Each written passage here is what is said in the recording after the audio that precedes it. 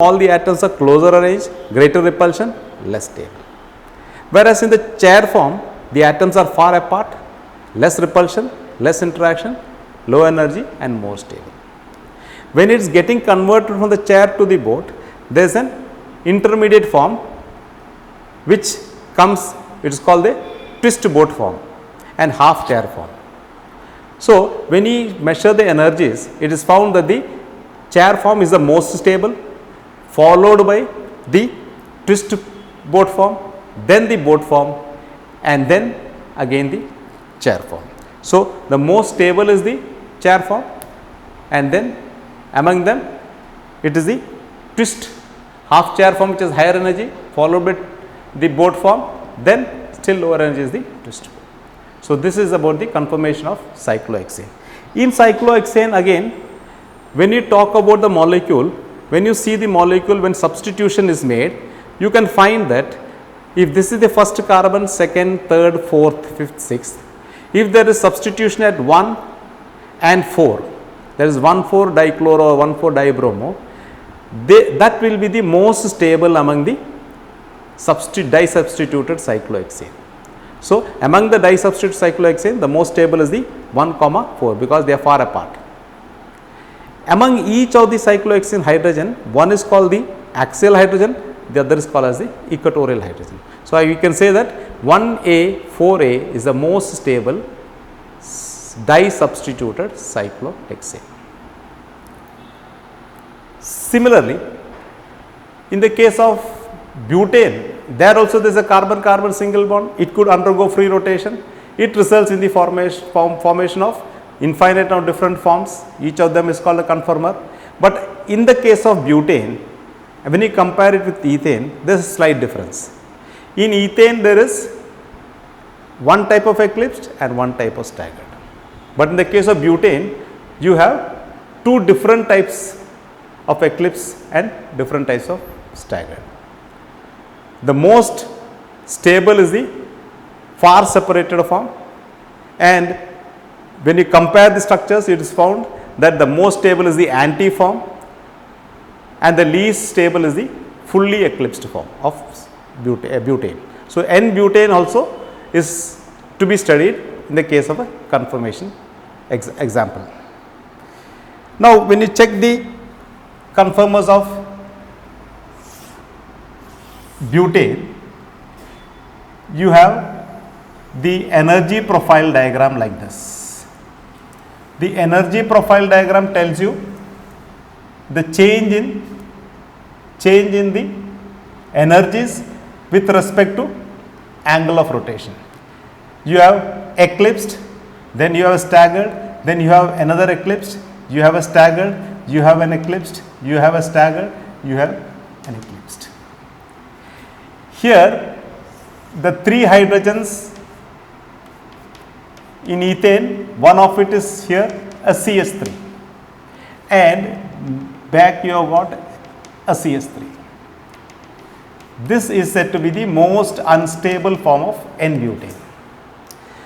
The most stable form of N-butane is this.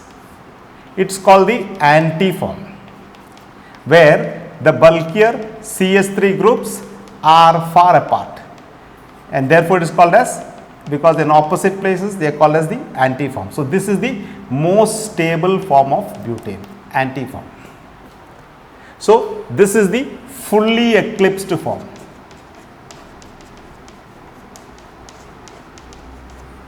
This is the anti-form. Intermediate you got eclipsed and staggered. This staggered is this, where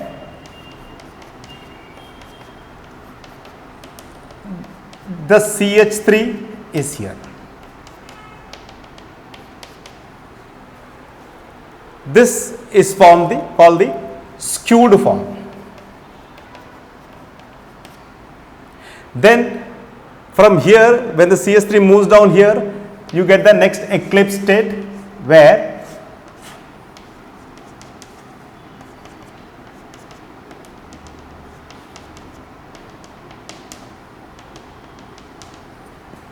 this is called the partially eclipsed state.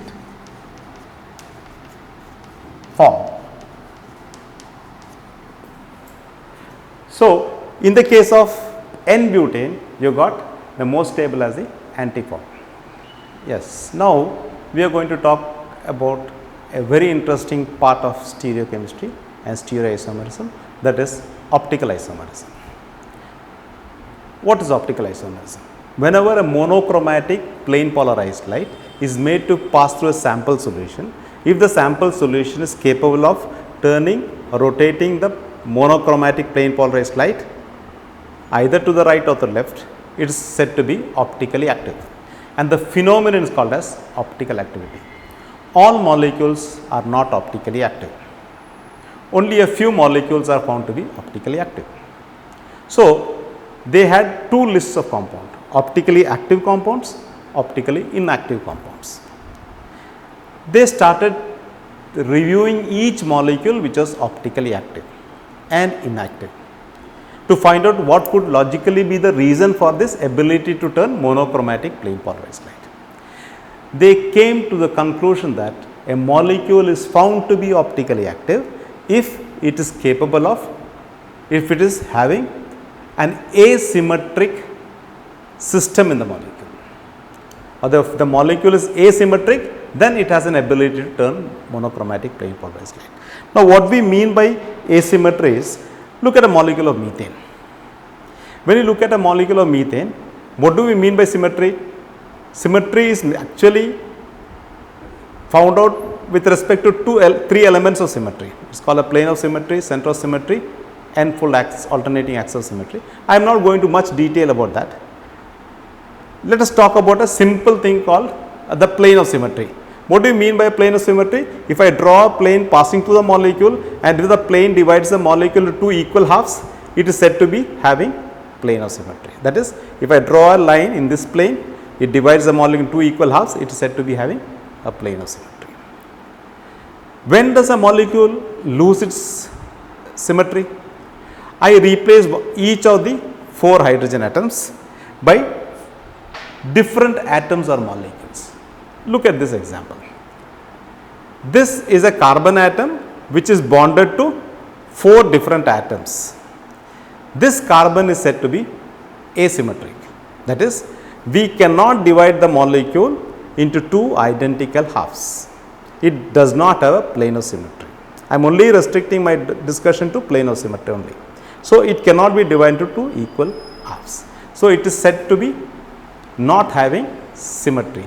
This carbon is therefore called an asymmetric system, carbon, and the molecule is said to be asymmetric. One interesting feature of an asymmetric molecule is that all asymmetric molecules have a mirror image.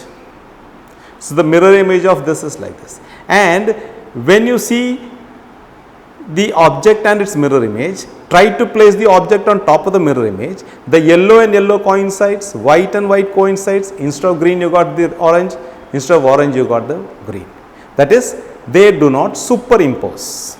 This is one of the most essential characteristic of an asymmetric pair of molecules.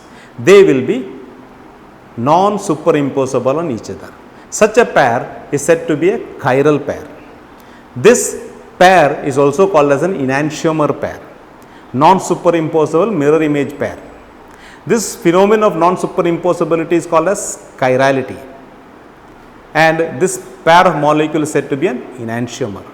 What is the speciality of an optical isomer enantiomeric pair?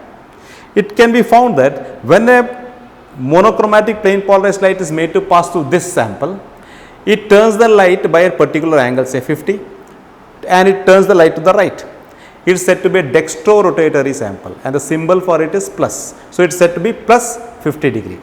When the same light is made to pass through this molecule, which is a mirror image of this, it is found that the light is turned by 50 degree itself, but this turns the light to the left. It is called the levorotatory isomer, and it is symbolized as minus. So, this is called as a plus minus pair. An enantiomer pair is called as a plus minus enantiomer pair. Plus means is dextrorotatory, minus means levorotatory. So, this is the most fundamental basic idea that you need to know about optical isomerism. Now, let us go ahead. We are concerned about how a question is asked to us. And they ask us, a molecular formula is given or a compound is given, and you are told to find out whether it is capable of showing optical activity or it is optically inactive. Easiest way to do that is see whether any one carbon atom in the molecule has all the 4 atoms or groups which are different. So, this carbon is that. So, this molecule is said to be asymmetric, and therefore, this molecule can show optical activity. So, check in the compound whether there is at least one carbon whose 4 bonds are different. Second, if there are more than one asymmetric carbons. Now, for example, in the case of this molecule,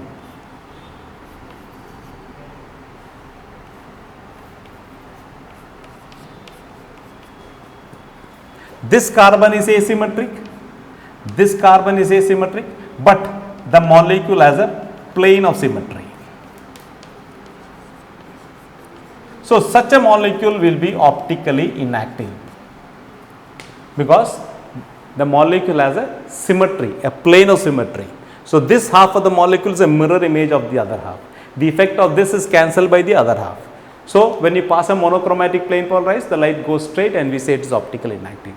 Such a molecule which is found to be optically inactive due to the presence of a symmetry or a plane of symmetry is said to be a meso compound. So, whenever you are given a question, see whether there is at least one carbon whose 4 bonds are different. If there are more than one carbons, asymmetric carbons where the 4 bonds are different, check whether it is having a plane of symmetry. If it has a plane of symmetry, it will be optically inactive. So, generally you get a question like this, which among the following compounds is optically active? Do this small exercise. Now, in the case of optical isomerism, do not restrict yourself only to carbon atoms, even nitrogen atom can show optical activity. And there are other systems also which can show optical isomerism, other than the simple molecule that we see. I just want to make a small mention of certain compounds called allenes, spiro compounds, bicyclic molecules which also can show stereoisomerism of this type, that is optical activity. This is called an allene system. In this molecule, suppose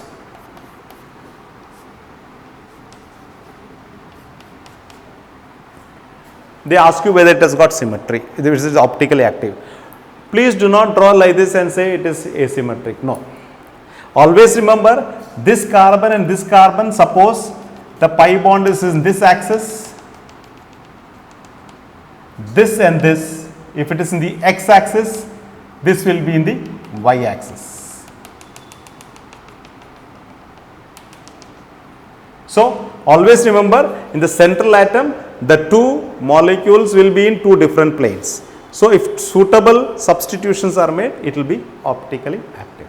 If all are same, it will be optically inactive. That is, the terminal bond should be different. This is called an allene.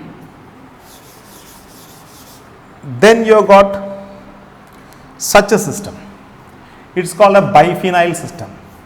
A biphenyl is a molecule like this.